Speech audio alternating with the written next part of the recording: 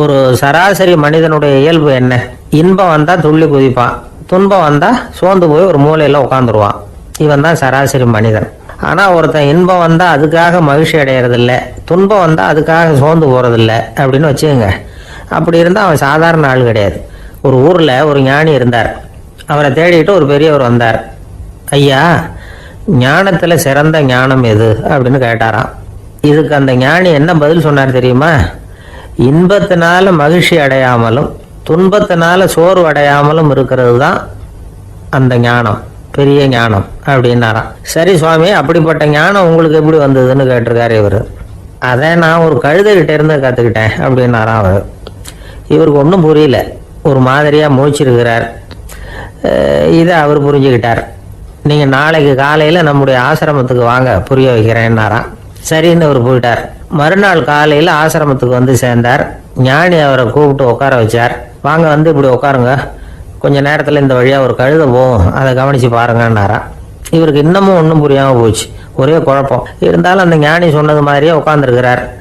கொஞ்ச நேரத்தில் அந்த வழியாக ஒரு கழுதை போச்சு. அது முதுக நிறைய அழுக்கு மூட்டைகள், அதை சுமந்துக்கிட்டு போகுது. ஒரு செலவு தொழிலாளி அதை ஓட்டிகிட்டு போகிறார். கொஞ்சம் தூரத்தில் ஒரு ஆறு இருக்குது. அங்கே போய் துணியெல்லாம் சுத்தப்படுத்திக்கிட்டு சாயந்தரமாக திரும்பி இந்த வழியாக வருவாங்க. ஞானி சொன்னது மாதிரியே இந்த பெரியவர் அழுக்கு மூட்டையை சுமந்துக்கிட்டு போகிற அந்த கழுதையை கவனித்தார். கழுதை போயிட்டுது. அதுக்கப்புறம் ஞானியை திரும்பி பார்த்தார். இப்போ அந்த ஞானி சொன்னார், சாயந்தரம் வரைக்கும் நீங்கள் இங்கேயே இருக்கணும்னார். அதே மாதிரி இவர் இருந்தார். சாயந்தரமாக அந்த ஞானி சொன்னார், ஐயா, இப்போ கொஞ்ச நேரத்தில் அந்த கழுதை இந்த வழியாக திரும்பி வரும், அதையும் கவனித்து பாருங்கன்னார். இவரும் கவனித்து பார்க்குறார். கழுதை வந்தது. அது முதுகில் சலவை செய்யப்பட்ட துணி மூட்டை, அது பாட்டுக்கு சுமந்துக்கிட்டு போய்கிட்டு இருக்குது. பெரியவருக்கு ஒன்றும் புரியல, பொறுமை இழந்துட்டார். சரி சுவாமி, இந்த கழுதைக்கும் உங்கள் ஞானத்துக்கும் என்ன சம்பந்தம் அப்படின்னார். இப்போ அந்த ஞானி விளக்கினார். ஐயா, இந்த கழுதை இதே மாதிரி தினமும் காலையில் அழுக்கு மூட்டைகளை சுமந்துக்கிட்டு ஆற்றுக்கு போகுது, மாலையில் வெண்மையான சுத்தமான துணிகளை சுமந்துக்கிட்டு திரும்பி ஊருக்கு போகுது. காலையில் இது போகும்பொழுது முதுகில் அழுக்கு மூட்டைகளை சுமந்துக்கிட்டு போகிறோமேங்கிற வருத்தமும் அதுக்கு கிடையாது. சாயந்தரம் திரும்பி வரும்பொழுது சுத்தமான துணிகளை சுமந்துக்கிட்டு வர்றோமேங்கிற மகிழ்ச்சியும் அதுக்கு இல்லை.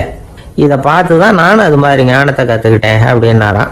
அதனால் யார் கற்றுக் கொடுக்குறாங்க அப்படிங்கிறத விட எதை கற்றுக்கிறோம் அப்படிங்கிறது தான் முக்கியம். தென்கட்சி கோ. சாமிநாதன் ஐயா அவர்களின் இன்று ஒரு தகவல் நகைச்சுவை கதைகளை கேட்டு ரசித்தமைக்கு நன்றி.